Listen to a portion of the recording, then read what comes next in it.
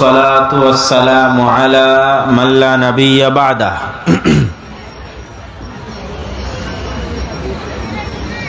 যাবতীয় প্রশংসা হামদ ও সানা মহাপরাক্রমশালী আল্লাহ সুবহানাহু তাআলার জন্য। সকলেই বলি আলহামদুলিল্লাহ। দরুদ ও সালাম বর্ষিত হোক পৃথিবীর সর্বশেষ ও সর্বশ্রেষ্ঠ রাসূল আহমদ মুহাম্মদ মুস্তাফা সাল্লাল্লাহু আলাইহি ওয়াসাল্লামের প্রতি। প্রিয় উপস্থিতি, মাটিকাটা আদর্শ ডিগ্রি কলেজ মাঠে আয়োজিত আজকের এই বিশাল ইসলামী সম্মেলনে আপনারা যারা উপস্থিত হয়েছেন, যতদূর পর্যন্ত মাইকের আওয়াজ যাচ্ছে, সকলকে শান্ত ধীরস্থির এবং মজলিসের আদব বজায় রেখে বসে পড়ার জন্য বিনীত অনুরোধ ও আবেদন করছি। কেননা আমাদের বক্তব্য কেবল শুরু হচ্ছে। আমি কথা বলার পর আব্দুর রহিম বিন আব্দুর রাজ্জাক আল আজহারি সে কথা বলবে, তারপরে আপনাদের শ্রদ্ধেয় শায়েখ আব্দুর রাজ্জাক বিন ইউসুফ তিনি কথা বলবেন। তাহলে এই সময়টুকু ধৈর্যের সাথে জ্ঞানের আলোচনা শ্রবণের জন্য দাঁড়িয়ে না থেকে আপনারা বসে পড়ুন। পিছনে যারা দাঁড়িয়ে আছেন সকলকে বসার জন্য, রাস্তাঘাটে যারা চলাচল করছেন তাদেরকেও বসার জন্য বিনীত অনুরোধ জানাচ্ছি। আমার সংক্ষিপ্ত বক্তব্যের বিষয়বস্তু আল ঈমান বিল গায়ব, অদৃশ্য বিশ্বাস।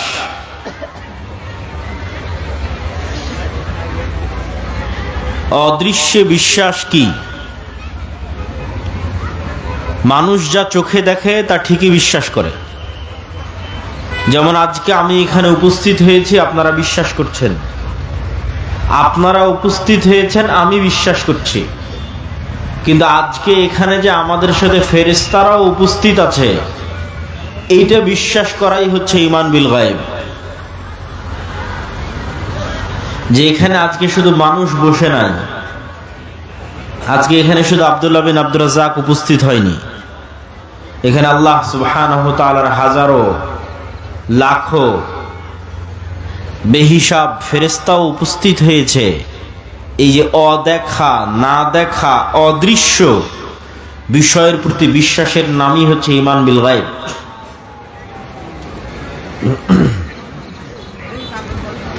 আল্লাহ সুবহানাহু তাআলা পবিত্র কোরআন মাজিদে বলেন, যালিকাল কিতাবু লা রাইবা ফীহি হুদাল লিল মুত্তাকিন আল্লাযীনা ইউমিনুনা বিল গায়ব। এই কিতাব মুত্তাকিদের জন্য হেদায়েত স্বরূপ। মুত্তাকি কারা? যারা অদৃশ্যে ঈমান রাখে। শুধু ঈমান রাখে, ওয়াবিল আখিরাতি হুম ইউকিনুন, এবং আখিরাতে তারা ইয়াকিন রাখে, অদৃশ্যের উপর ইয়াকিন রাখে।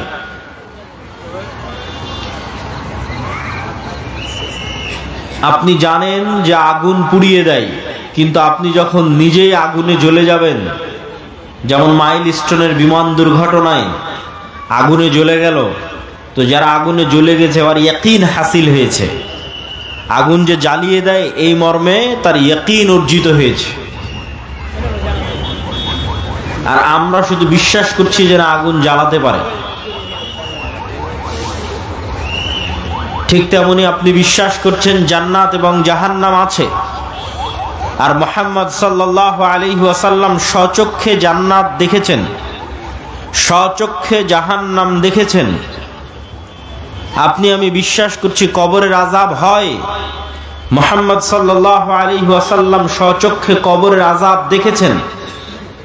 তাহলে তার বিশ্বাসের মাত্রা আর আমার আপনার বিশ্বাসের মাত্রা এক হবে না। আমরা বিশ্বাস করি আল্লাহ মৃতকে পুনরায় জীবিত করতে পারে, আর ঈসা আলাইহিস সালাতু ওয়াস সালাম নিজেই মৃতকে জীবিত করতেন। এটাই ছিল আল্লাহর পক্ষ থেকে দেওয়া তার মুজিজা। এক খণ্ড কাদামাটি হাতে নিয়ে বিসমিল্লাহ বিইজনিল্লাহ বলে ফু দিলে ওই একদম মৃত কাদামাটি জীবন্ত পাখি হয়ে আকাশে উড়ে যেত। তাহলে আমার এবং আপনার বিশ্বাস মৃতকে জীবিত করা সম্ভব, আর ঈসা আলাইহিস সালাতু ওয়াস সালাম বাস্তবে দেখছেন যে মৃতকে জীবিত করা সম্ভব। এই দুই ঈমানের মধ্যে পার্থক্য আছে। কিন্তু আল্লাহ সুবহানাহু তাআলা আমাদের কাছে এটাই চান যে আমাদের বিশ্বাস ওই লেভেলের হোক যেটা ইয়াকিনের লেভেলে।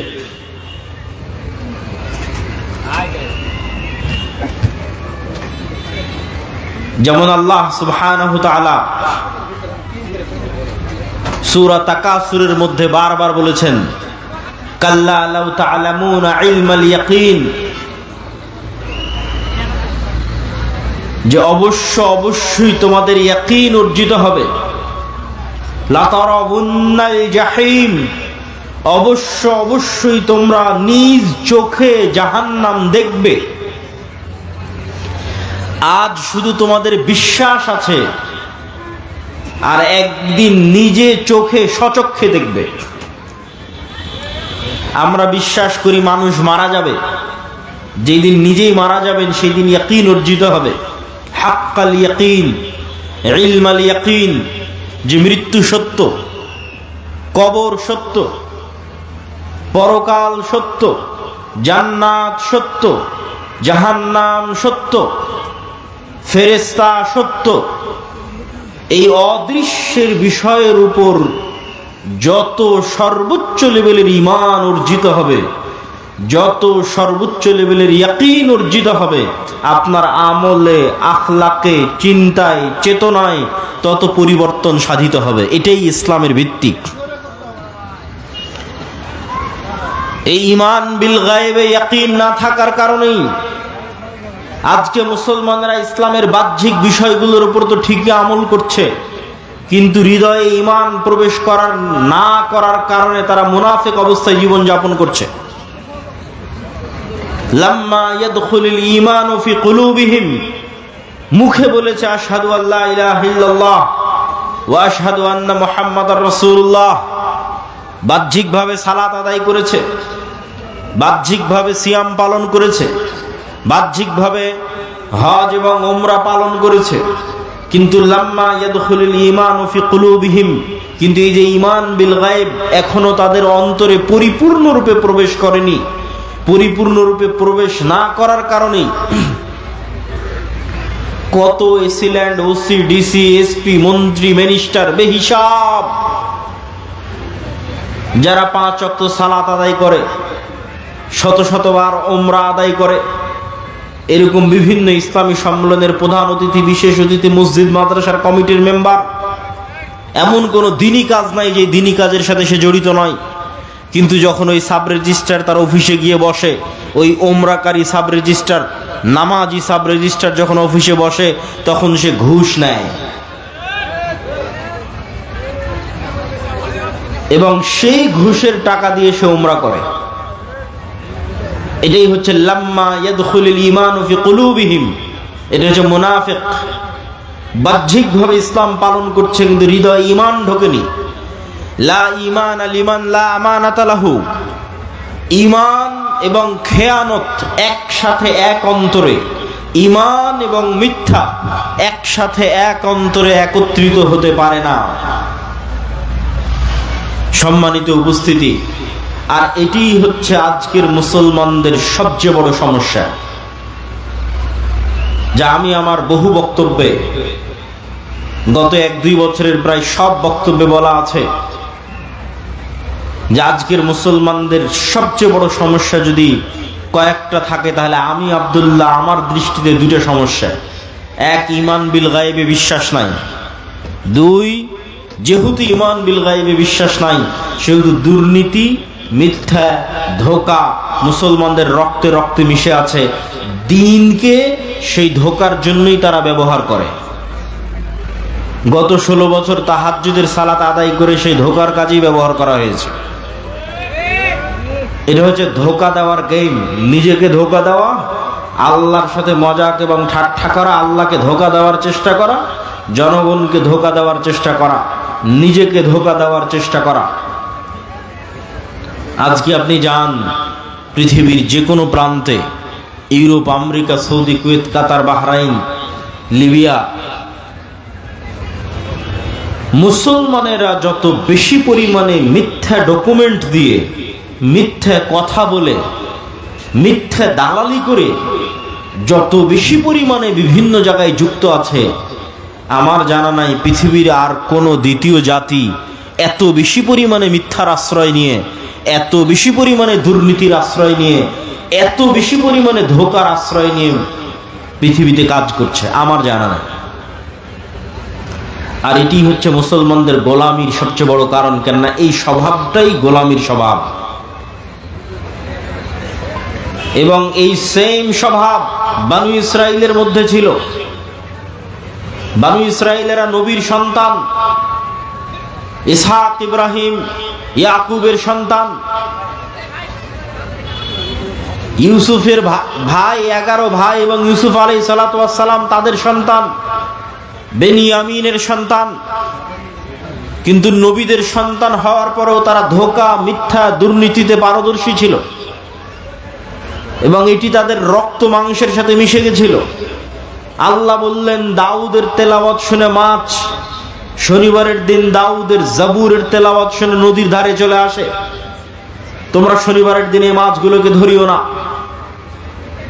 এই সমস্ত ধোঁকাবাজ, দুর্নীতিগ্রস্ত, মিথ্যুক মুনাফিকরা কি করলো? শনিবারের দিনে এই মাছগুলোকে বেড়া দিয়ে, বানা দিয়ে ঘিরে রাখলো, ধরলো না। শনিবার পার হওয়ার পর রবিবারের দিন ওই মাছগুলোকে ধরলো। কি পরিমাণ চালাকি, কি পরিমাণ 2 নাম্বারি, কি পরিমাণ ধূর্তামি! তাদের এই চালাকি, দুর্নীতি, ধূর্তামি, মিথ্যা দিয়ে পবিত্র কোরআন আল্লাহ সুবহানাহু ওয়া তাআলা বানু ইসরাইলের এই ঘটনাগুলো দিয়ে পরিপূর্ণ করে রেখেছে। এই সেম সিচুয়েশন, সেম অবস্থা আজকের মুসলমানদের। আজকের মুসলমানদের এই হৃদয় বিদারক করুণ দৃশ্য আরো বাস্তব হয়ে ফুটে ওঠে যদি আপনি ফিলিস্তিনের মুসলমানদের অবস্থা দেখেন। ফিলিস্তিনে যারা ত্রাণের কাজ করতে গেছে তারা এই বিষয়ে খুব সম্যক অবগত যে মিশরে 1 কেজি আটার দাম কত, মিশরে 1 কেজি চিনির দাম কত, মিশরে একটা ছাগলের দাম কত, 1 কেজি দুম্বার গোস্তের দাম কত। ওই সেম জিনিসটা যখন মিশর থেকে গাজায় ঢুকতেছে তখন গাজায় সেটির দাম হয়ে যাচ্ছে 10 গুণ, 15 গুণ, 20 গুণ, 50 গুণ পর্যন্ত। এই যে দাম বাড়ানোর যে সিন্ডিকেট, এই সিন্ডিকেটের সাথে পৃথিবীর কোনো ইহুদি জড়িত নাই, এই সিন্ডিকেটের সাথে ইসরায়েল জড়িত নাই। মুসলমানদের পাঠানো ত্রাণের টাকার উপর যে সিন্ডিকেট গড়ে উঠেছে, এই সিন্ডিকেট মুসলমানেরাই তৈরি করেছে, এটা সত্য। তারা নিজের ভাইয়ের রক্তের উপর বিজনেস করতেছে।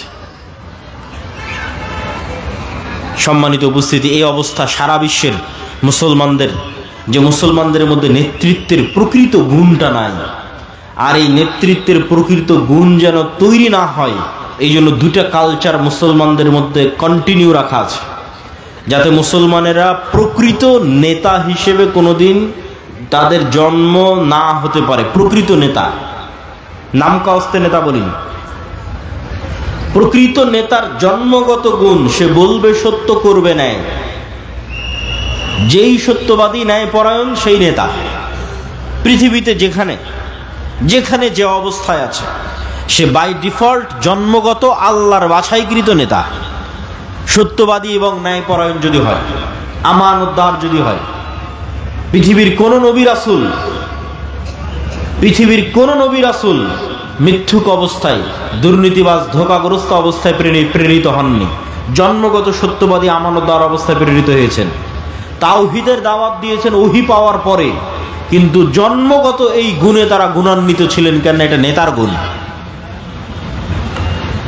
তো মুসলমানদের মধ্যে যেন এই নেতৃত্বের গুণ তৈরি না হতে পারে, এই জন্য ডেমোক্রেটিক কালচার, গণতন্ত্রের কালচার মুসলমানদের মধ্যে দেওয়া আছে। কেন? গণতন্ত্র এমন এক কালচার, গণতন্ত্র এমন এক কালচার যেখানে এক দলের নেতা আর এক দলের নেতার বিরুদ্ধে মিথ্যে তো বলবেই, নিজ দলের একই আসনের মনোনয়ন প্রার্থী 1 জন 5 জন 10 জন নেতাও একই দলের নিজের আসনের প্রতিদ্বন্দ্বী মনোনয়ন প্রার্থীর বিরুদ্ধে মিথ্যা বলবে?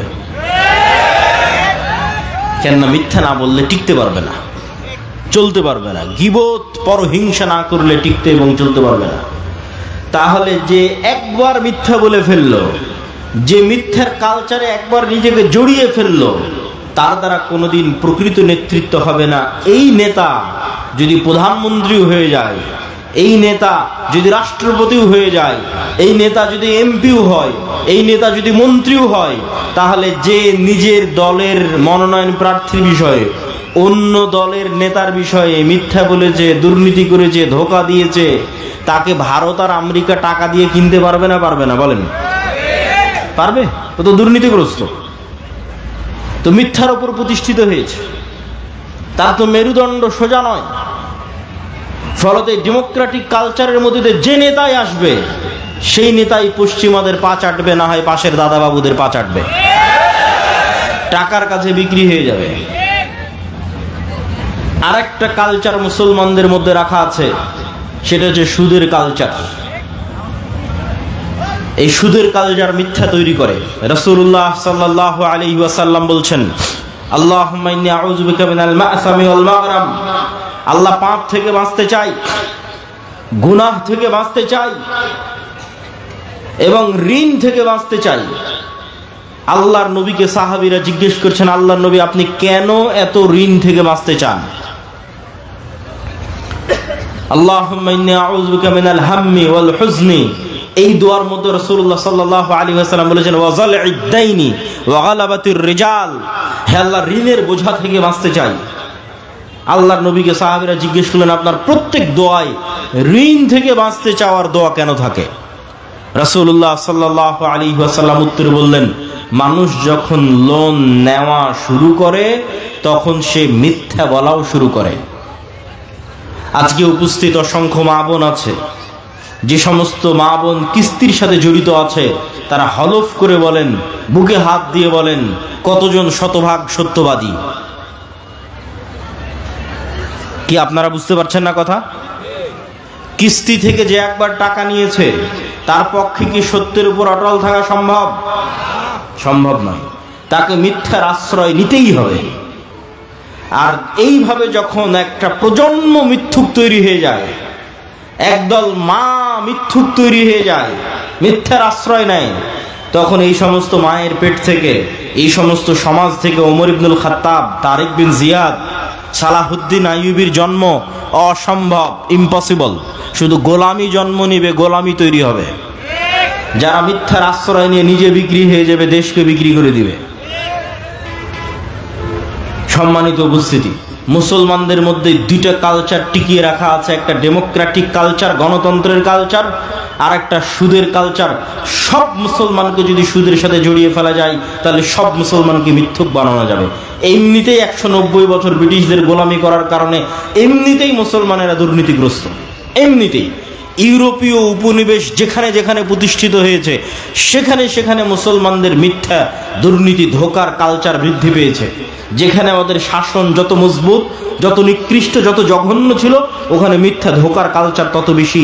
এই জন্য ভারত, পাকিস্তান, বাংলাদেশের মুসলমানেরা যত মিথ্যা বলে, তার চেয়ে তুলনামূলক রোহিঙ্গা মুসলমানেরা, তার চেয়ে তুলনামূলক আফ্রিকার মুসলমানেরা বেশি মিথ্যা বলবে, বেশি দুর্নীতি করবে, বেশি ধোঁকা দিবে। কেননা তাদের গোলামি আরো শক্ত, আরো মজবুত, আরো কঠিন। ফলত গোলাম অবস্থায় জীবন যাপন করতে করতে মিথ্যা বলা শিখতে হয়েছে। একটা টাকার জন্য, একটা রুটির জন্য দুর্নীতি করা শিখতে হয়েছে। সেই কালচার, সেই স্বভাব রক্ত থেকে যায়নি। ফলত নেতার জন্ম হওয়া সম্ভব নয়, নেতৃত্বের জন্ম হওয়া সম্ভব নয়, জাতির মুক্তি সম্ভব নয়। জাতির মুক্তি তখনই সম্ভব যখন প্রকৃত নেতার জন্ম নিবে, যেই নেতার মেরুদণ্ড হবে সোজা। আর তখনই মেরুদণ্ড সোজা হবে যখন জীবনে কোনোদিন মিথ্যায়, অন্যায় এবং দুর্নীতির আশ্রয় নেয়নি। তখন ওর হৃদয়ে প্রকৃত ঈমান ঢুকেছে। এই নাম কস্তে ঈমান নয়, লোক দেখানো সালাত নয়, লোক দেখানো উমরা নয়, লোক দেখানো মুখের দাড়ি নয়। প্রকৃত ঈমানের ভিত্তি হচ্ছে যখন সে সত্যবাদী, আল্লাহর সাথে সত্যবাদী, জনগণের সাথে সত্যবাদী, আল্লাহর সাথে ন্যায়পরায়ণ, জনগণের সাথে ন্যায়পরায়ণ, আল্লাহর সাথে আমানতদার, জনগণের সাথে আমানতদার। সম্মানিত উপস্থিতি, আমাদের আজকের বক্তব্যের বিষয় ঈমান বিল গায়েব। কেন আজকের মুসলমানেরা, আজকের গাজার মুসলমানেরা ইসরায়েলের তুলনায় যত দুর্বল, আজকের সমগ্র বিশ্বের মুসলমানেরা আমেরিকা এবং ইসরায়েলের তুলনায় যত দুর্বল, মুসা আলাইহিস সালাতু ওয়াস সালাম তার চেয়ে 100 গুণ দুর্বল ছিলেন, তার চেয়ে 1000 গুণ দুর্বল ছিলেন ফেরাউনের কাছে, ফেরাউনের তুলনায়। আপনাদের এই গোদাগাড়ি মাটি কাটার চরের একজন কৃষককে যদি বলা হয়, একজন রাখালকে যদি বলা হয়, একজন কাজের লোককে যদি বলা হয় যে তোমাকে দাওয়াত দিতে হবে ডোনাল্ড ট্রাম্পের কাছে গিয়ে, তাহলে আপনাদের এই মাটি কাটা গোদাগাড়ির একজন চরের মানুষ ডোনাল্ড ট্রাম্পের কাছে গিয়ে দাওয়াত দিবে। ওই ডোনাল্ড ট্রাম্পের কাছে এই মানুষ যত অসহায় তার চেয়ে বেশি অসহায় মুসা আলাইহিস সালাম ছিলেন। কেন?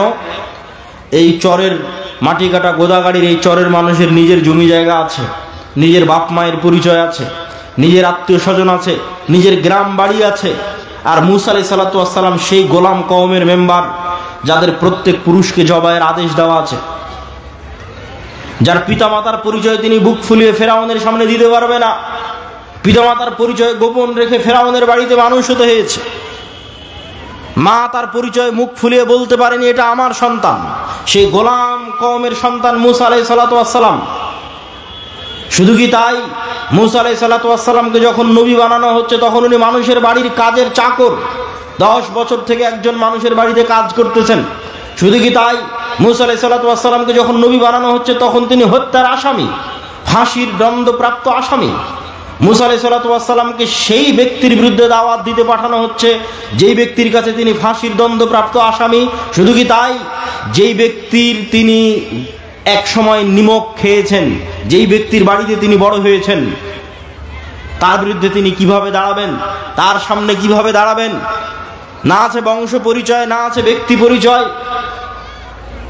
সম্মানিত উপস্থিতি, মুসা আলাইহিস সালাতু ওয়াস সালাম আজকের আমার এবং আপনার তুলনায়, আমি তো উদাহরণ দিয়েই বলে দিলাম যে আপনাদের যে কোনো একজন উঠে এখন তাকে বলা হচ্ছে যাও ডোনাল্ড ট্রাম্পের কাছে দাওয়াত দাও, এইটা আজকের দুনিয়াবি বৈষয়িক দিক থেকে যত অসম্ভব মুসা আলাইহিস সালাতু ওয়াস সালামের ফেরাউনের কাছে দাওয়াত দিতে যাওয়া ছিল তার চেয়ে বেশি অতুলনীয়, বেশি অসম্ভব। কিন্তু মুসা আলাইহিস সালাম পারলেন কিভাবে? মুসা আলাইহিস সালাতু ওয়াস সালামের সফলতার রহস্য কোথায়?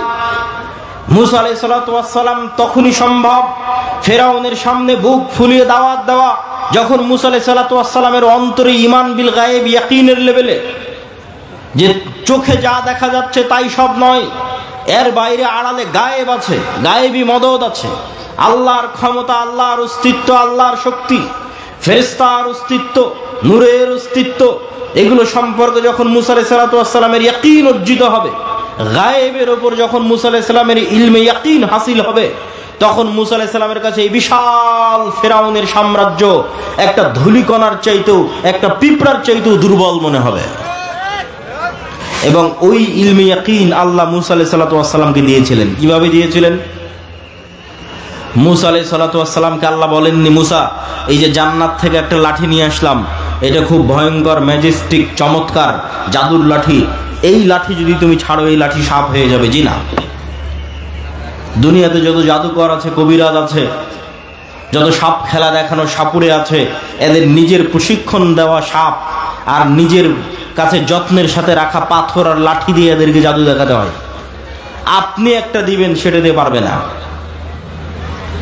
তো মুসা আলাইহিস সালাতু ওয়াস সালামকে আল্লাহ সুবহানাহু ওয়া তাআলা এটা বলেননি এই যে জান্নাত থেকে লাঠি নিয়ে এসে দিলাম এটা এখন সাপ হবে, আসমান থেকে এক বিশাল স্বর্ণের লাঠি নিয়ে এসে দিলাম এটা সাপ হবে। জি না, মুসা তুমি যেই লাঠি নিজে ব্যবহার করছো, সাধারণ একটা গাছের 10 বছর, 15 বছর, 20 বছর আগে যেই লাঠি কেটে তুমি কাঁড়াল বানিয়েছো, রাস্তা অতিক্রম করো, গর্ত অতিক্রম করো, আউড় এবং ধান শুকাও, সেই লাঠি, যে লাঠি তুমি ব্যবহার করছো। আমি যদি 5-10 বছর থেকে এই ফোন ব্যবহার করি, 15 বছর থেকে এই বই ব্যবহার করি, আমার হাতে থাকে, তাহলে এই বই, আমার হাতে থাকা বই আজকে নতুন করে এসে কেউ দিচ্ছে না, এই নাও জান্নাত থেকে একটা বই দিলাম, এই বই এখন সাপ হয়ে যাবে। জি না, তুমি যেটা ব্যবহার করতেছো র্যান্ডমলি, যেই লাঠি, সেই লাঠি আমি তোমার চোখের সামনে সাপ বানিয়ে দেবো। বলেন আল্লাহু আকবার।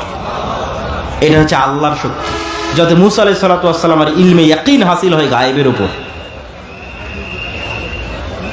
সম্মানিত উপস্থিতি, তাহলে আজকের মুসলমানেরা পরাজিত কেন? ইলমে গায়েবে ইয়াকিন নাই। মুসা আলাইহিস সালাম বিজয়ী কেন? ইলমে গায়েবে ইয়াকিন ছিল। মুহাম্মদ সাল্লাল্লাহু আলাইহি ওয়াসাল্লাম থেকে শুরু করে, আবু বকর, ওমর, উসমান, আলী থেকে শুরু করে, আমর ইবনুল আস, খালিদ ইবনুল ওয়ালিদ থেকে শুরু করে, উমাইয়া খেলাফত, আব্বাসী খেলাফত থেকে শুরু করে সালাহুদ্দিন আইয়ুবী হয়ে মুহাম্মদ আল ফাতিহের তুরস্ক বিজয় পর্যন্ত এমন কোন যুদ্ধে মুসলমানেরা বিজয় অর্জন করেনি যেই যুদ্ধে মুসলমানেরা শক্তিশালী ছিল। এমন একটা যুদ্ধ ইতিহাসের পাতা থেকে দেখানো যাবে না যেই যুদ্ধে মুসলমানেরা শক্তিশালী অবস্থায় বিজয়ী হয়েছে। সুলতান সালাহুদ্দিন আইয়ুবী যখন জেরুজালেমের মসজিদে আকসা বিজয় করে, তখন সুলতান সালাহুদ্দিন আইয়ুবীর চাইতে ইউরোপীয় ক্রুসেডাররা শতগুণে বেশি শক্তিশালী ছিল। সুলতান মুহাম্মদ আল ফাতিহ যখন তুরস্কের ইস্তাম্বুল বিজয় করে, তখন তুরস্কের রাজা বাদশারা, ইউরোপের রাজা বাদশারা সুলতান মুহাম্মদ আল ফাতিহের চাইতে বেশি শক্তিশালী ছিল। জহিরুদ্দিন বেরবাস যখন মিশরের মাটিতে হালাকু খা চেঙ্গিস খাকে পরাজিত করে, তখন এই পুরো বিশ্বে হালাকু খা চেঙ্গিস খানের চাইতে শক্তিশালী আর কেউ ছিল না। আব্বাসীয় খেলাফতের রাজধানী বাগদাদকে মাটির নিচে পিষে দিয়ে হালাকু খা চেঙ্গিস খা মিশর দখল করতে গেছে। পুরো পৃথিবীতে তাদের মোকাবেলা করবে এরকম কোনো শক্তি ছিল না। মুহাম্মদ সাল্লাল্লাহু আলাইহি ওয়াসাল্লাম যখন বদরে অবতীর্ণ হয়েছে, উহুদে অবতীর্ণ হয়েছে, খন্দকে অবতীর্ণ হয়েছে, তখন মুহাম্মদ সাল্লাল্লাহু আলাইহি ওয়াসাল্লামের চেয়ে মক্কার কাফের, কুরাইশ, মুশরিকরা কয়েক শতগুণ বেশি শক্তিশালী ছিল দুনিয়াবি অস্ত্রপাতি এবং সাজ সরঞ্জামের দিক থেকে। দাউদ আলাইহিস সালাতু ওয়াস সালামকে যেই দিন আল্লাহ জেরুজালেম বিজয়ের তৌফিক দিয়েছেন, সেই দিন দাউদ আলাইহিস সালাতু ওয়াস সালামের সাথে মাত্র 313 জন ছিল।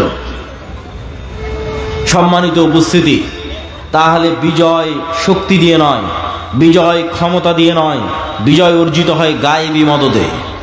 ওই গায়েবের উপরই যদি বিশ্বাস না থাকে, তাহলে আপনাকে মন্দির পাহারা দিয়ে ক্ষমতা দখল করতে হবে। আর যদি গায়েবের উপর বিশ্বাস থাকে, তাহলে শুধু বাংলাদেশের ক্ষমতা নয়, পুরো পৃথিবীর ক্ষমতা অর্জন করা যাবে।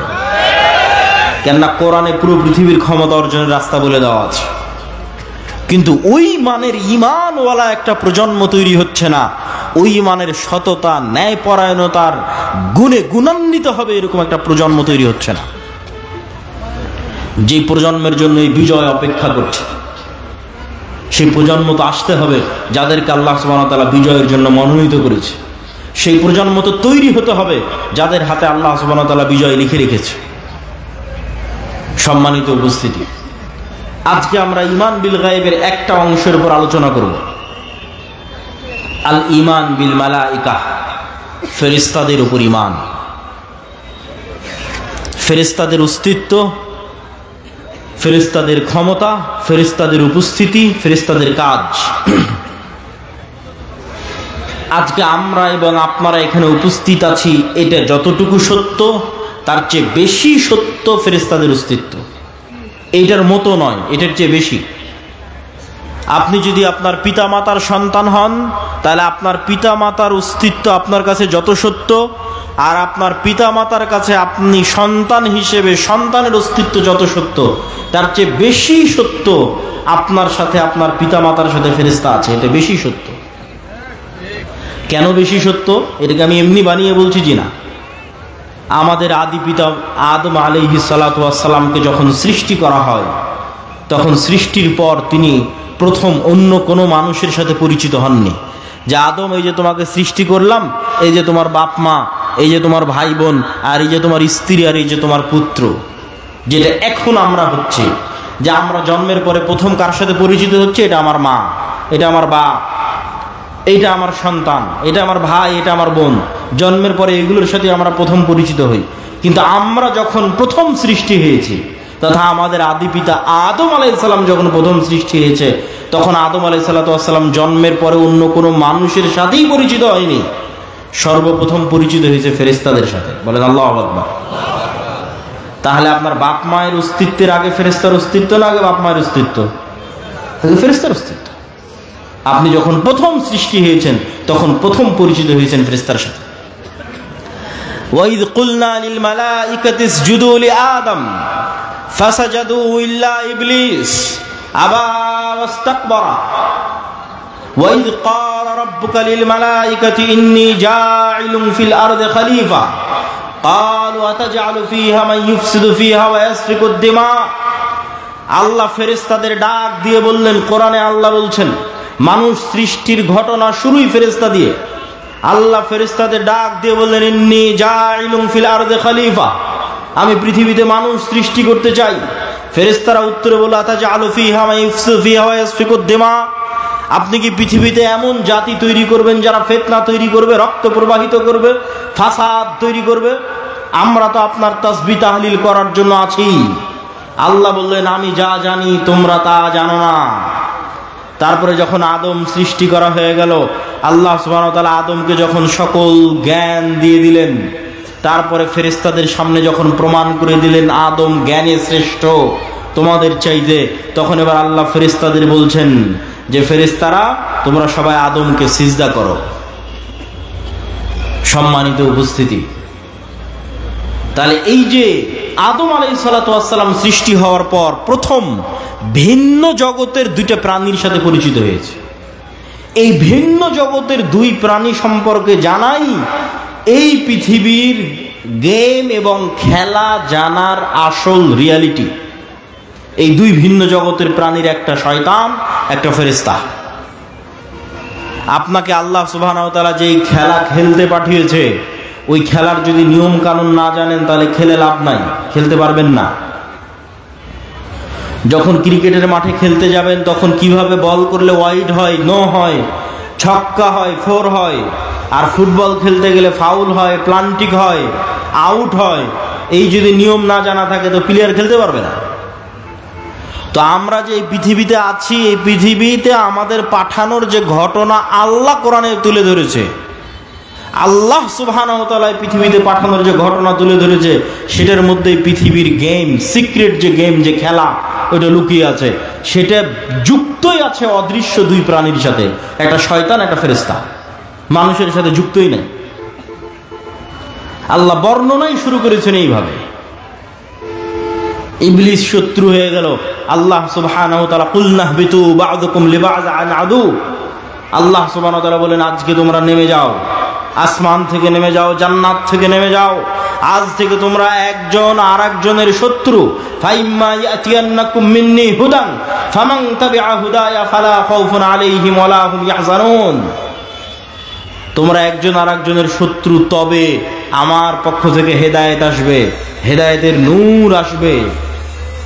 এই নূর দিয়ে যাদের কলব আলোকিত হবে, যাদের হৃদয় এই নূরের আলোতে আলোকিত হবে, তাদের জন্য এই শয়তান কোনো ক্ষতি করতে পারবে না। আর যাদের কলব এই নূরের আলোয় আলোকিত হবে না, এই শয়তান তাদের সবচেয়ে বড় শত্রু, আদুউম মুবিন, সবচেয়ে বড় শত্রু। আর একমাত্র প্রকৃত বন্ধু হচ্ছে ফেরেশতা, আর একমাত্র শত্রু হচ্ছে শয়তান, যে আপনার নামে মিথ্যা অপবাদ দিয়েছে, জমি দখল করে নিয়েছে, টাকা মেরে নিয়েছে, ওর চেয়ে বড় শত্রু শয়তান। আর যে আপনার সাথে রাত দিন আড্ডা দিচ্ছে, আপনাকে বিড়ি সিগারেট খাওয়ার দাওয়াত দিচ্ছে, ওর চাইতে আপনার হিতাকাঙ্ক্ষী প্রকৃত বন্ধু হচ্ছে ফেরেশতা। এই দুইটা সম্পর্কে জানাই হচ্ছে এই পৃথিবীর গেমের আসল রহস্য। খেলতে পারবেন ভালো যদি জানা থাকে। এই জন্য গায়েব সম্পর্কে জ্ঞান অর্জন করতে হবে। গায়েবের জ্ঞান ওহীর মাধ্যমে সম্ভব। সম্মানিত উপস্থিতি, আমাদের আলোচ্য বিষয় ঈমান বিল মালায়েকা, ফেরেশতা। ফেরেশতারা নূরের তৈরি।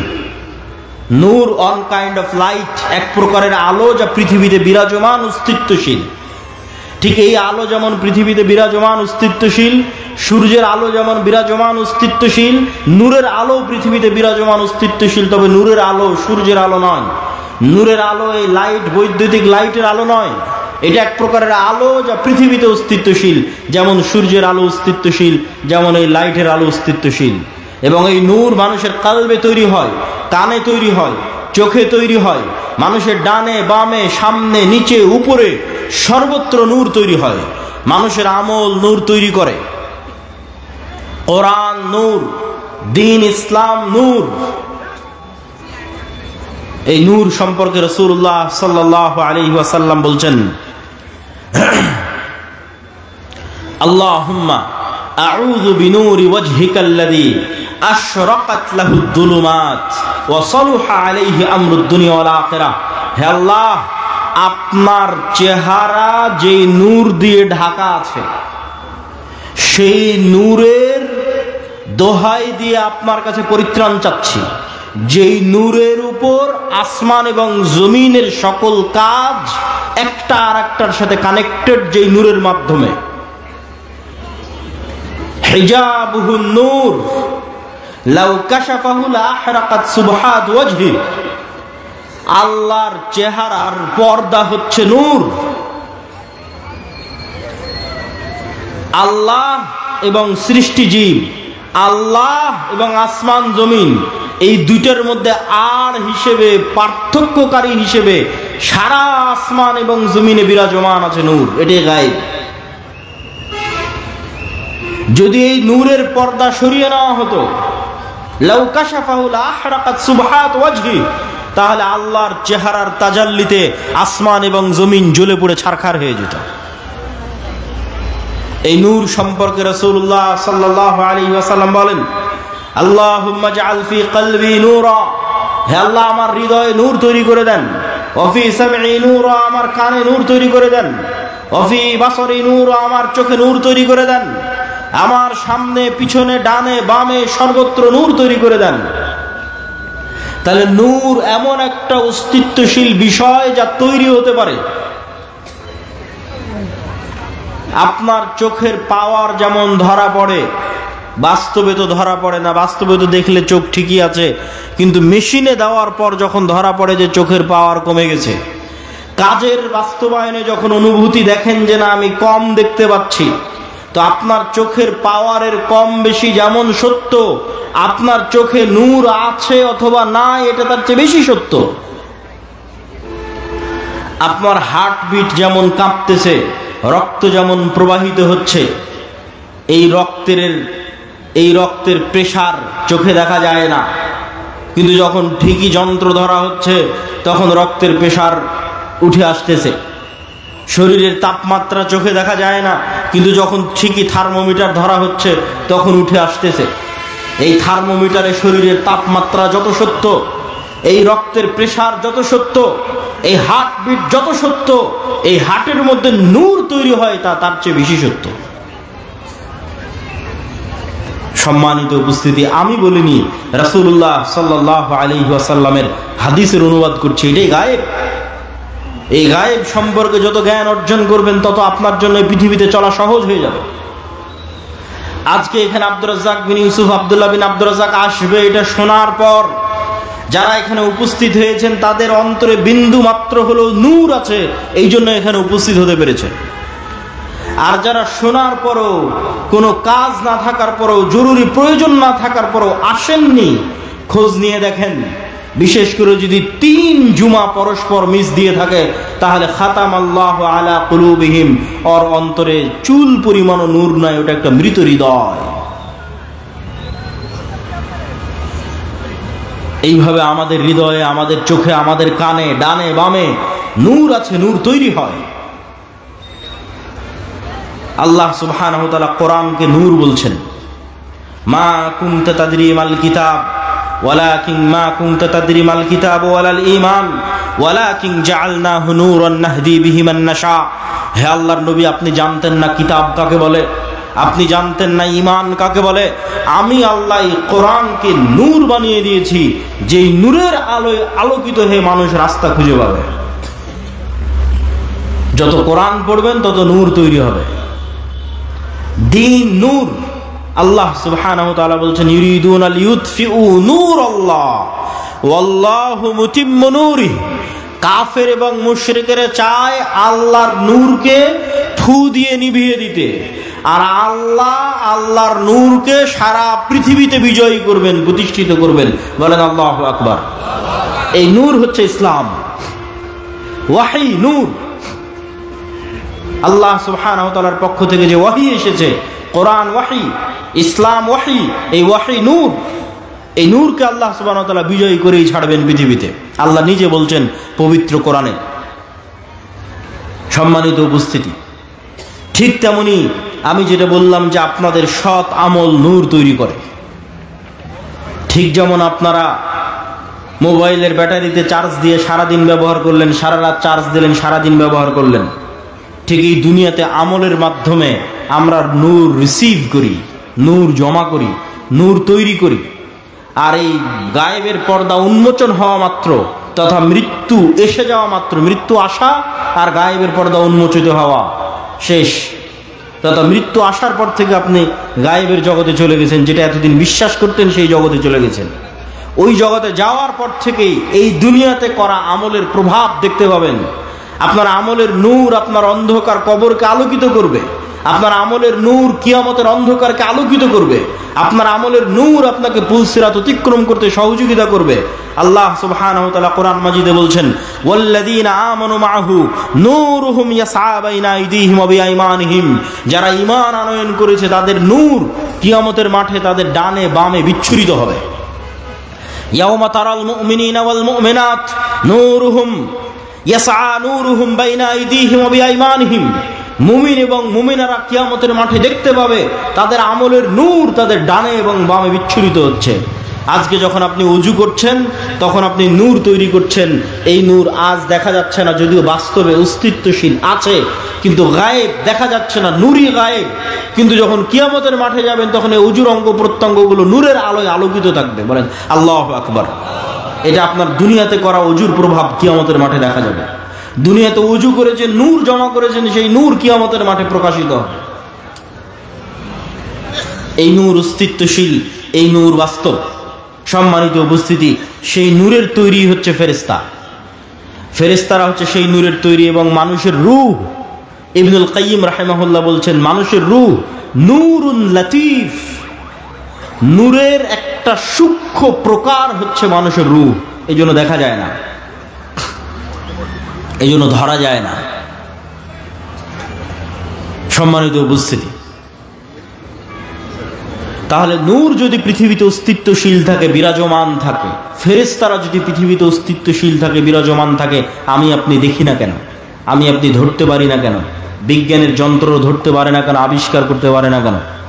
আজ থেকে 100 বছর আগে এই মাটিকাটা গ্রামে যে মানুষ মারা গেছে, সেই মানুষকে যদি আপনি এখন উঠান, উঠিয়ে বলেন যে শোনো আমি কথা বলবো এখানে, আর আমার কথা এখন সাথে সাথে ঢাকায় গিয়ে বাজবে, আমি কথা বলবো এখানে বাজবে ঢাকায় সাথে সাথে, আর আমি কথা বলবো এখানে বাজবে সৌদি আরবে, আমেরিকা, ইউরোপে সাথে সাথে, 1 সেকেন্ড দেরি হবে না, বিশ্বাস করবে না।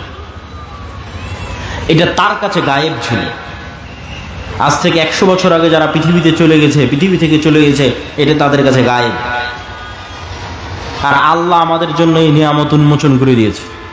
কথা বলছি এখানে এই লাইভে, ক্যামেরায়, আমেরিকায় যে বসে আছে সেও শুনতে পাচ্ছে আমার কথা, এখান থেকে ইনস্ট্যান্ট ভেসে উড়ে আমেরিকা গিয়ে বাজতেছে। 100 বছর আগে মানুষ এটা বিশ্বাস করতো না। অথচ যেই ওয়েভ, যেই মাইক্রোওয়েভ, রেডিও ওয়েভ, আলোর তরঙ্গের মধ্যে দিয়ে মানুষের আওয়াজ এবং মানুষের দৃশ্য ট্রান্সফার হচ্ছে, আলোর গতির সাথে ট্রান্সফার হচ্ছে, এই ওয়েভের মধ্যে ডাটা ধারণ করার ক্ষমতা তথা মানুষের আওয়াজ ধারণ করার ক্ষমতা, মানুষের দৃশ্য ধারণ করার ক্ষমতা আল্লাহ যেদিন পৃথিবী সৃষ্টি করেছিলেন ওই দিন থেকেই ছিল, মানুষ জানতো না, ওই দিন থেকেই ছিল। আজ এসে মানুষ আবিষ্কার করেছে কিরে এই আলোর তরঙ্গ তো ডাটা ধারণ করে, যেটার উপর আজকের ইন্টারনেট দাঁড়িয়ে আছে, যেটার উপর আজকের আধুনিক মোবাইল কম্পিউটারের সভ্যতা দাঁড়িয়ে আছে, শুধু এই আলোর মাইক্রোওয়েভ, রেডিও ওয়েভের মাধ্যমে ডাটা ট্রান্সফার করা। অথচ আমরা কত বোকা দেখেন, সবসময় ফোনে কথা বলতেছি, আমেরিকা, ইউরোপ, লন্ডন সব জায়গায় কথা বলতেছি ফোনে, সাথে সাথে সেখানে আমাদের কথা পৌঁছে যাচ্ছে, অথচ এটা বিশ্বাস করতেছি না যে এই কথা আল্লাহ সাথে সাথে শুনতে পাবেন। আরে মানুষের তৈরি প্রযুক্তির মাধ্যমে আল্লাহর দেওয়া সিস্টেম ব্যবহার করে সাথে সাথে কথা পৌঁছে যাচ্ছে আমেরিকায়, আর মানুষ বিশ্বাস করে না যে তার কথা সাথে সাথে আল্লাহ সুবহানাহু ওয়া তাআলা শুনতে পাচ্ছেন। যদিও আল্লাহ এই সিস্টেমের মুখাপেক্ষী নন, আল্লাহ সুবহানাহু ওয়া তাআলা এগুলো থেকে পবিত্র এবং আরো ঊর্ধ্বে। কিন্তু মানুষ যদি এত দূর পারে তাহলে আল্লাহ কত দূর পারতে পারে? মানুষ যদি এত দূর পারে তাহলে আল্লাহ সুবহানাহু ওয়া তাআলা কত দূর পারতে পারে? মানুষ যদি এত দূর পারে। এটা দিয়ে কি বলছিলাম? যে এটাই 100 বছর আগে গায়েব ছিল। তাহলে আপনি দেখতে পান না, আপনি বুঝতে পান না, তার মানে পৃথিবীতে না, এটা মিথ্যা কথা। আজ থেকে 100 বছর আগে একটা মানুষ যদি বলে থাকে কথা এখানে বলবো বাজবে আমেরিকায়, এটা অসম্ভব, তাহলে এটা মিথ্যা কথা। কেন? তার জ্ঞানের স্বল্পতার কারণে সে জানতো না, জ্ঞানের স্বল্পতার কারণে সে বুঝতো না। তাহলে যা জানেন না, যা বুঝেন না, যা দেখেন না, তা বাস্তবে না, এটা মিথ্যা। এবং বর্তমান পৃথিবীতে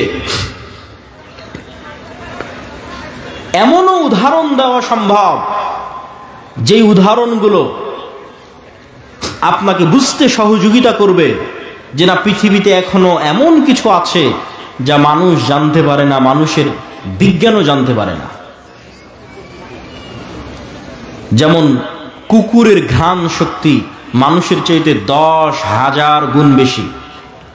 এখানে যে মাইকগুলো আছে, আমি কোনো সেন্ট এই মাইক থেকে পাচ্ছি না, কোনো সেন্ট নাই।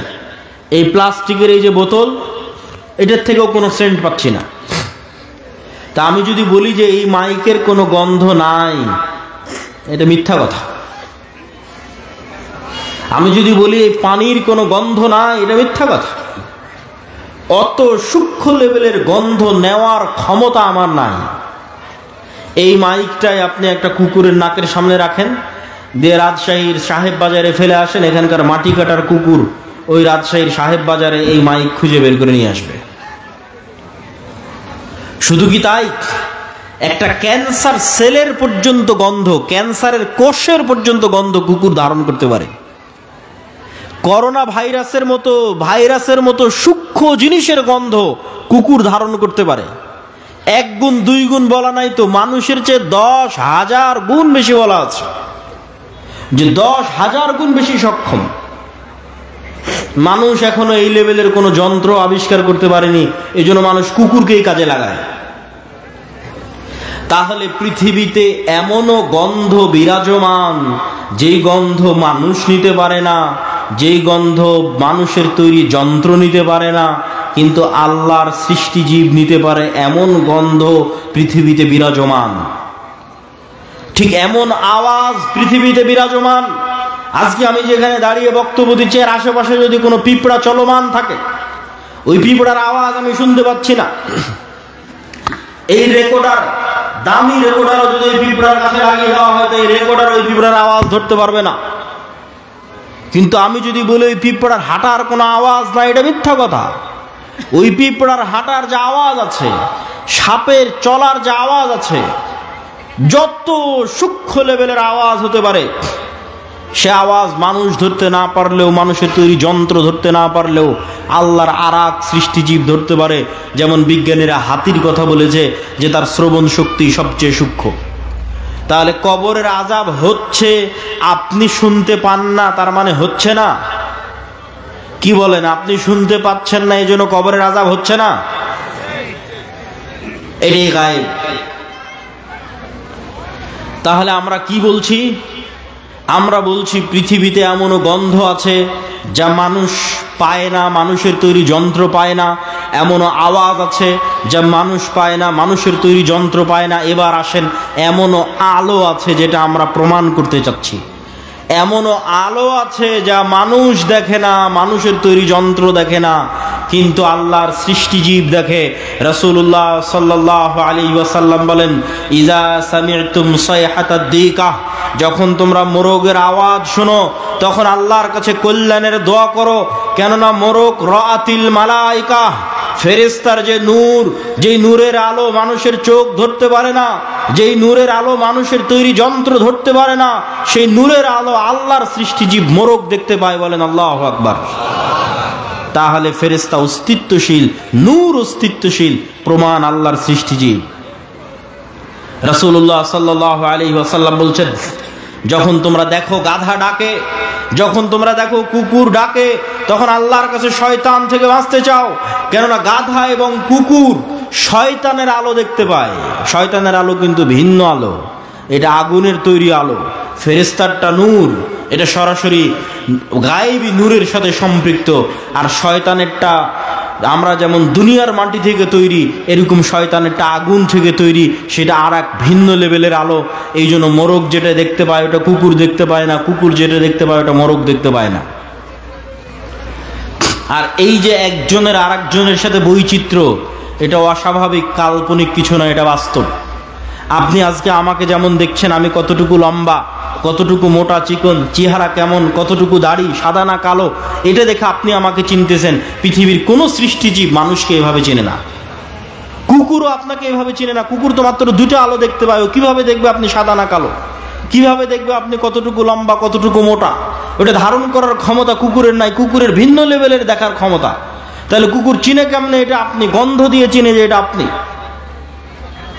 তো এরকম আপনি যদি একটা বন্ধকার ঘরের মধ্যে, একটা ঘেরা ঘরের মধ্যে যদি একটা পাখি ছেড়ে দেন, তাহলে পাখি খুঁজে পাবে না কোথায় জানালা। এখানে একবার বাড়ি খাবে, এখানে একবার বাড়ি খাবে, এখানে একবার বাড়ি খাবে। কেন? পাখি যতটুকু দেখে, আপনি যেভাবে দেখেন পাখি ওভাবে দেখতে পায় না। প্রত্যেকের দেখার সীমাবদ্ধতা, শোনার সীমাবদ্ধতা, জ্ঞানের সীমাবদ্ধতা আল্লাহ সুবহানাহু ওয়া তাআলা তৈরি করে দিয়েছেন। এখন পাখি যদি বলে যে না এই ঘরে কোনো জানালা নাই, তাহলে এটা যেমন মিথ্যা। মানুষ যদি বলে এই পৃথিবীতে ফেরেশতার অস্তিত্ব নাই, এটা তেমনই মিথ্যা। এটা দেখার কম বেশির উপর নির্ভর করে। মানুষকে আল্লাহ 3D ত্রিমাত্রিক জগতে আটকে রেখে দিয়েছে। এর বেশি ঊর্ধ্বে ওঠার ক্ষমতা মানুষের নাই। মানুষ সময়ের সাথে আবদ্ধ, মানুষ আলোর সাথে আবদ্ধ। সময়ই আলো, আলোই সময়। আর এই পৃথিবী আর মানুষের এই যে 3D জগৎ, এই কয়টার মধ্যেই সীমাবদ্ধ। সম্মানিত উপস্থিতি, তাহলে আমরা প্রমাণ করছিলাম যে পৃথিবীতে এমন অদৃশ্য কিছু আছে যা মানুষের পক্ষে দেখা সম্ভব নয়, মানুষের তৈরি যন্ত্রের পক্ষে দেখা সম্ভব নয়। সেই রকম এক অদৃশ্য অস্তিত্বের নাম ফেরেশতা, যারা এখনো এখানে আছে।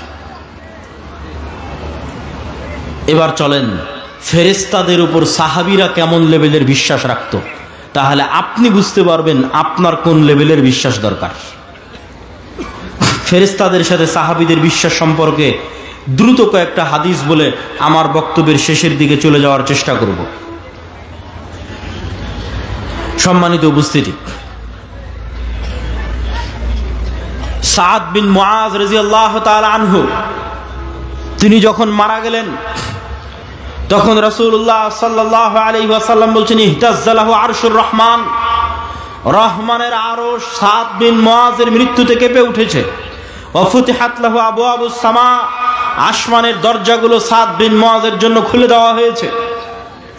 ওয়াশাহিদাহু ৭০ আলফাম মিনাল মালায়েকা, আর সাদ বিন মুআজের জানাজায় ৭০,০০০-এর বেশি ফেরেশতা তোমাদের সাথে সাদ বিন মুআজের জানাজায় অংশগ্রহণ করেছে। আল্লাহু আকবার। একজন দুইজন ফেরেশতা নয়, ১০০ ২০০ নয়, ১০০০ ২০০০ নয়, ৭০,০০০ ফেরেশতা সাহাবীদের সাথে সাদ বিন মুআজের জানাজায় অংশগ্রহণ করেছে।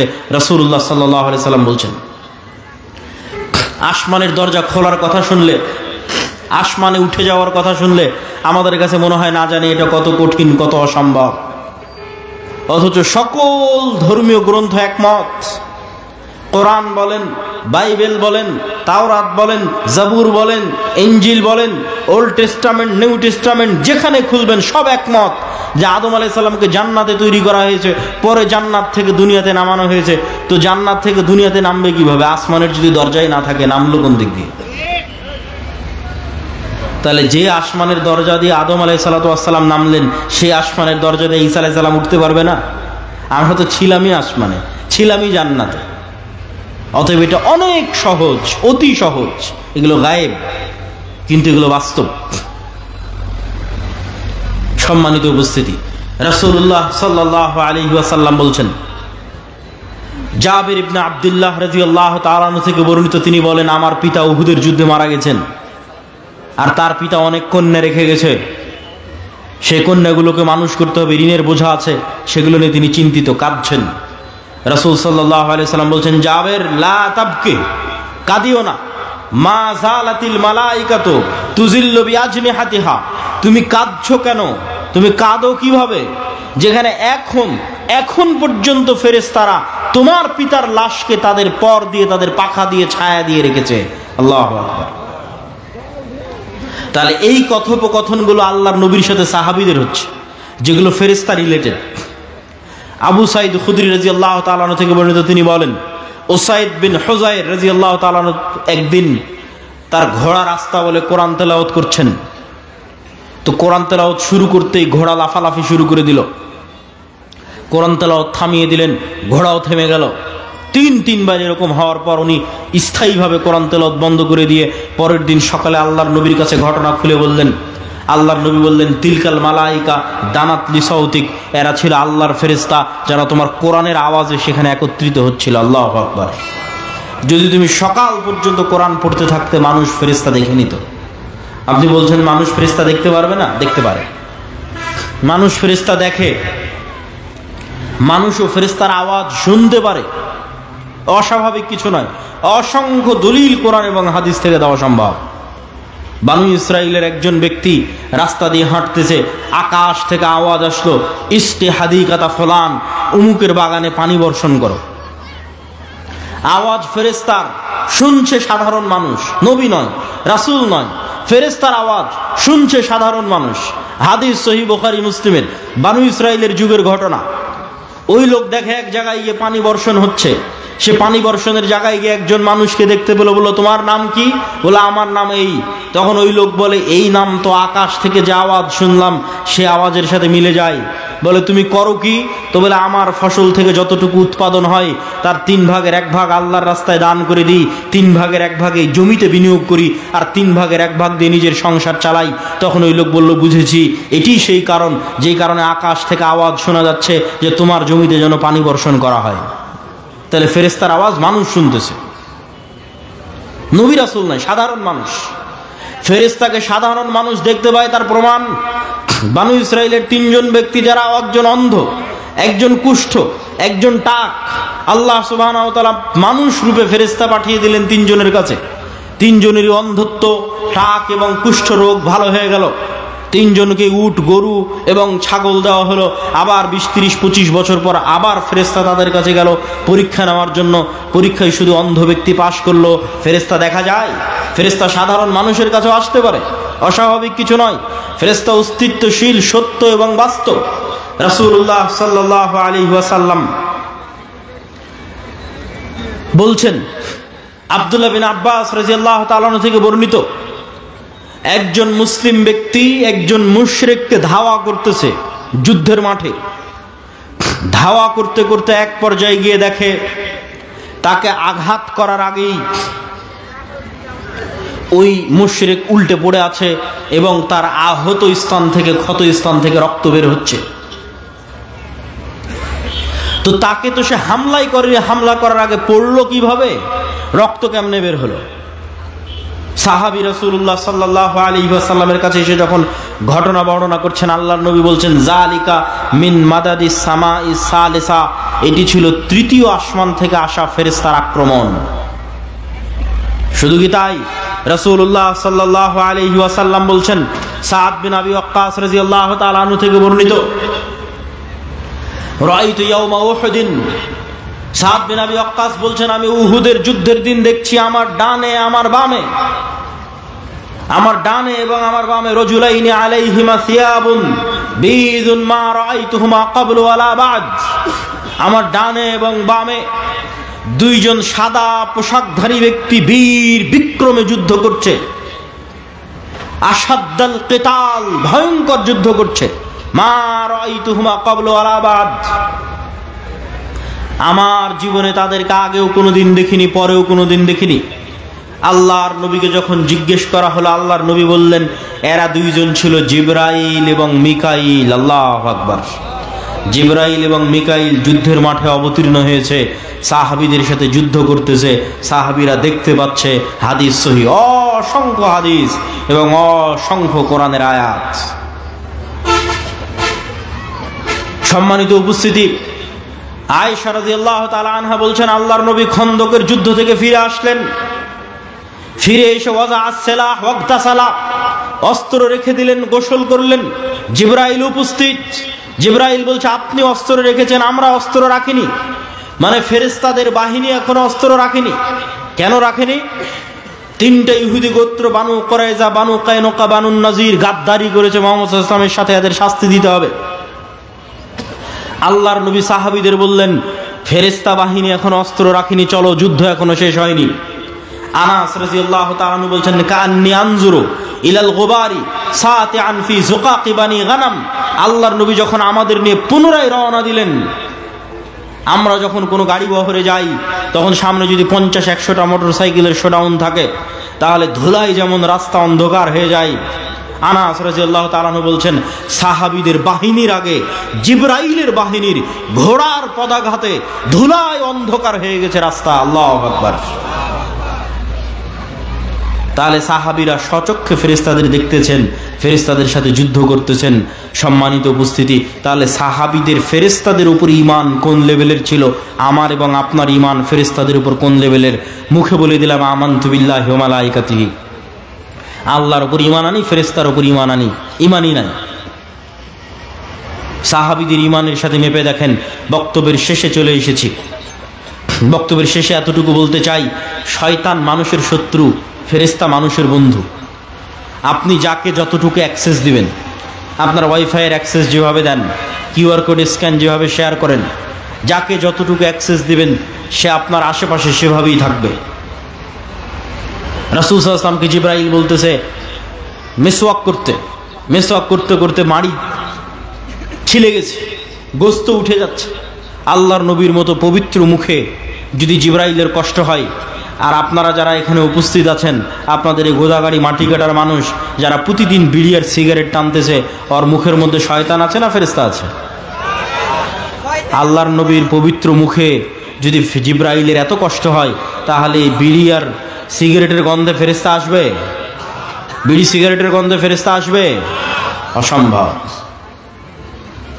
তাহলে সিদ্ধান্ত আপনার, আপনি কাকে জায়গা দিচ্ছেন। বাড়িতে ঢোকার সময় যদি সালাম দিয়ে প্রবেশ করেন, বিসমিল্লাহ বলে খাবার খান, টয়লেটে প্রবেশ করেন দোয়া করে, বাড়ি থেকে বের হন দোয়া পড়ে, ওযু করেন, 5 ওয়াক্ত সালাত আদায় করেন, তাহলে ওখানে ফেরেশতার রাজত্ব, নূরের রাজত্ব, হৃদয়ে প্রশান্তি, বাড়িতে শান্তি। আর যদি সব সময় পেশাব করে পানি নেওয়ার নাম নাই, অপবিত্র,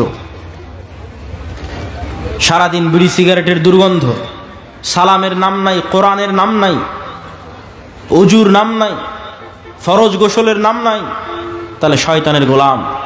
তার হৃদয়ে, তার কালবে নূর মারা গেছে, তার বাড়িতে শয়তানের রাজত্ব, বরকতবিহীন বাড়ি। সম্মানিত উপস্থিতি, এভাবেই পৃথিবী চলতেছে, এটি পৃথিবীর রিয়ালিটি। আপনি নিজেও পরীক্ষা করতে পারেন। আপনি একদিন নিয়ত করেন যে আগামীকাল ফজরে উঠব, নিয়ত করবেন। যেভাবে বিমান থাকলে, ঢাকার বিমান থাকলে নিয়ত করেন, এসএসসি এইচএসসি পরীক্ষা থাকলে নিয়ত করেন, ওই লেভেলের নিয়ত করেন।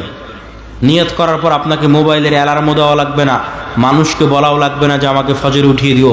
কেননা রাসূল সাল্লাল্লাহু আলাইহি ওয়াসাল্লাম বলছেন, কেউ যদি আয়াতুল কুরসি পড়ে পবিত্র অবস্থায়,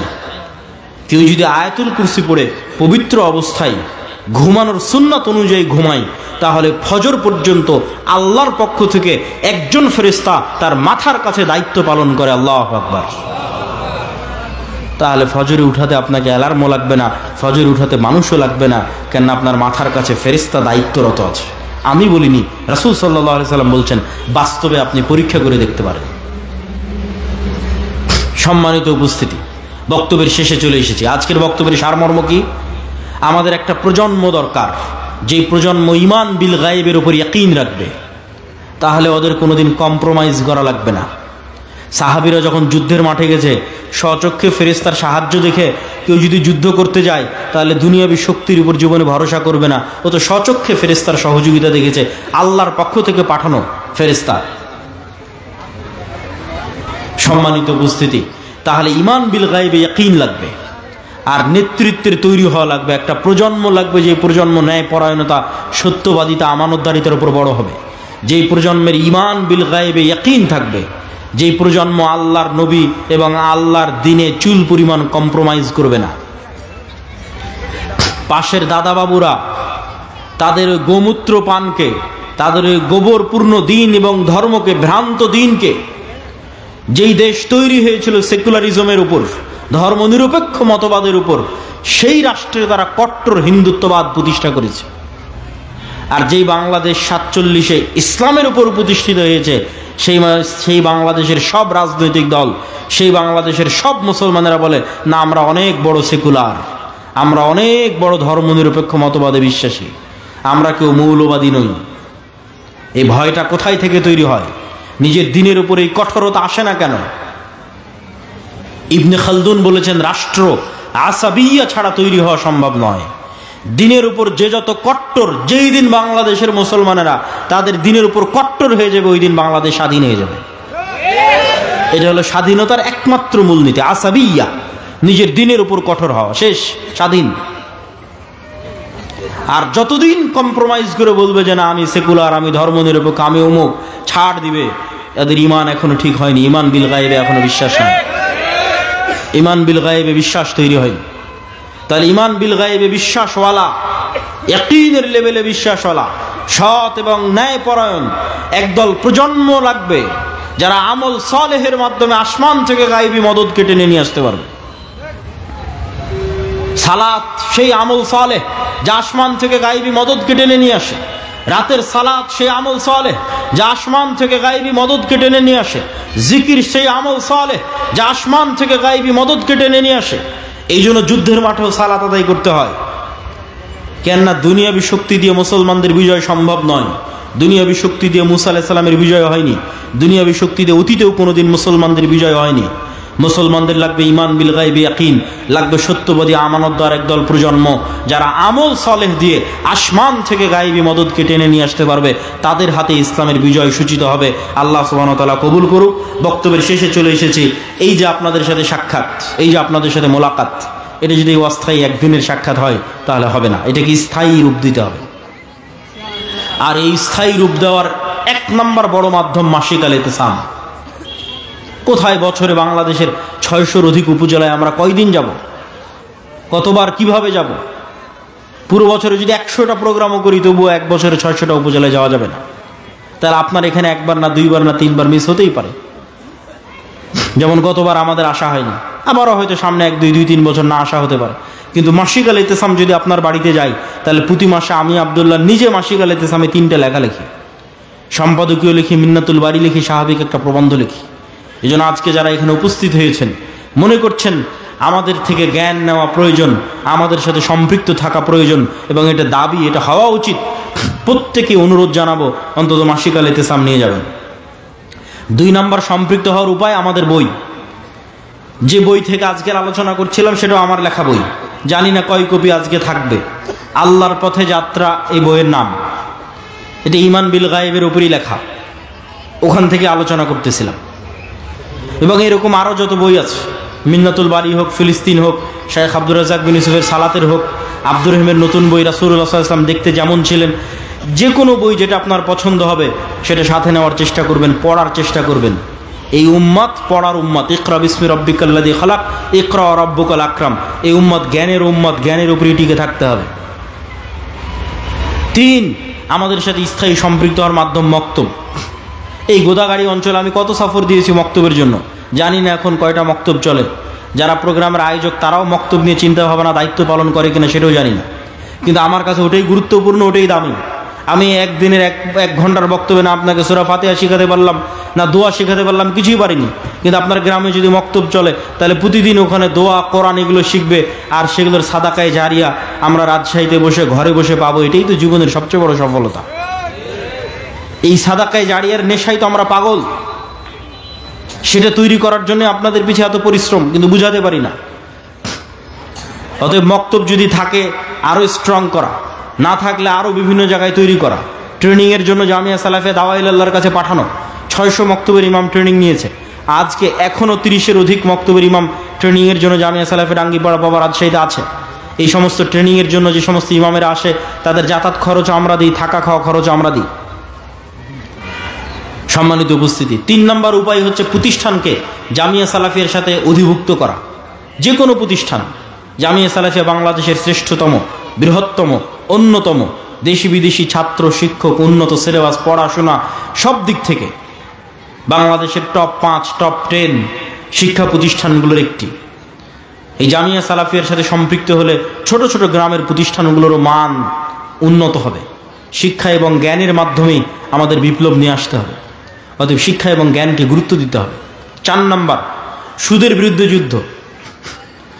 সুদ মিথ্যুক বানায়, এই জন্য কর্জে হাসানা। যদিও আমরা পরীক্ষামূলক শুরু করেছি, 30-এর কাছাকাছি মানুষকে আমরা কর্জে হাসানা দিয়েছি। ইসলামে বিলাসী পণ্যের জন্য সুদযুক্ত ঋণ তো বহুদূরের কথা, কর্জে হাসানা নেওয়ারও কোনো দলিল খুঁজে পাওয়া কঠিন। বিলাসী পণ্য, বিলাসী পণ্য মানে বাড়ি মাটির আছে ভেঙে ইটের তৈরি করব। বিলাসী পণ্য মানে বাড়িতে ফ্রিজ নাই ফ্রিজ কিনবো। বিলাসী পণ্য মানে বাড়িতে এসি নাই এসি কিনবো। এগুলো বিলাসী পণ্য। এগুলো সুদের টাকা দিয়ে কিনা তো বহু পরের কথা, কর্জে হাসানা দিয়েও কিনা যাবে কিনা এটার প্রমাণ কোরআন হাদিস থেকে দেওয়া কঠিন আছে। তাহলে কর্জে হাসানাটা কখন নেওয়া যাবে? কর্জে হাসানা নেওয়া যাবে যখন বিপদে পড়েছেন, অ্যাক্সিডেন্ট করেছেন, মেয়ের বিয়ে দিবেন, তখন কর্জে হাসানা। আর কখন নেওয়া যাবে? যখন একটা ব্যবসা শুরু করতে চাচ্ছেন, ব্যবসায়িক প্রয়োজনে আটকে গেছেন, তখন কর্জে হাসানা। বিলাসী পণ্যের জন্য সুদের ঋণ বহু পরে কর্জে হাসানাও জায়েজ হবে কিনা, যে একটা মানুষ জিজ্ঞেস করবে যে আল্লাহ আমি কর্জে হাসানা দিয়ে এসি কিনবো, এটা জায়েজ হবে কিনা এটা আমি জানি না। আমি ইসলামিক ফাইন্যান্স নিয়ে পড়েছি, আমার জানা নাই ইসলামের মূলনীতি এটার সাথে যায় কিনা। আর এই বিলাসী পণ্যগুলোতে লোন দেওয়ার কারণেই ইসলামী ব্যাংক আর ইসলামী ব্যাংক থাকতে পারেনি। কেননা কনভেনশনাল ব্যাংক বিলাসী পণ্যে লোন দিচ্ছে, সারা পৃথিবী ক্রেডিট কার্ড দিচ্ছে, আসো খরচ করো। বিকাশ বলতেছে 50,000 টাকা তুমি বিনা ডকুমেন্ট জমা দিয়ে খরচ করতে পারবা। মানে যে কোনো মূল্যে আপনাকে লোনের ফাঁদে ফেলে শয়তানের দাসত্বে, মিথ্যার দাসত্বে আপনাকে নিয়ে যাওয়া, এই পুরো পৃথিবী এরকম হায়নার মতো হয়ে আছে। অতএব অল্পে তুষ্ট না থাকলে, ইমান না বাঁচাতে চাইলে আপনি সুদের বেড়াজাল থেকে বাঁচতে পারবেন না। এটির জন্য আমাদের মুসলিম বাইতুল মাল কর্জে হাসানা। আর এই কর্জে হাসানা প্রজেক্টে আমরা কোনো দান নেই না। যে সমস্ত মানুষেরা বিভিন্ন ব্যাংক ব্যালেন্সে টাকা জমা রেখেছে, বিকাশ নগদে টাকা ফেলে রেখেছে, যেখান থেকে কোনো লাভ ইন্টারেস্ট নিতে চায় না, তারা আমাদের মুসলিম বাইতুল মালে টাকা জমা রাখতে পারে। সেটারই অল্প কিছু পরিমাণ আমরা কর্জে হাসানা দিয়ে আবারও যখন তাদের ফেরতের দরকার তখন আমরা আবার ফেরত দিয়ে দিই। আলহামদুলিল্লাহ অনেক মানুষ মুসলিম বাইতুল মালে তাদের টাকা জমা রেখেছে, যখন প্রয়োজন হচ্ছে তখন উঠিয়ে নিচ্ছে।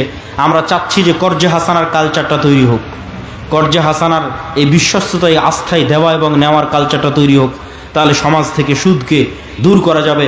আল্লাহ সুবহানাহু ওয়া তাআলা আমাদের উপস্থিত জনগণ যারা আজকে এখানে উপস্থিত হয়েছেন সকলকে আজকের এই বক্তব্য থেকে জ্ঞান অর্জন করার এবং শিক্ষা নেওয়ার, ফেরেশতার সাথে বন্ধুত্ব, শয়তান থেকে শয়তানের সাথে শত্রুতা, এই মূলনীতিতে যতদিন চলবেন জীবনে সফল হবেন।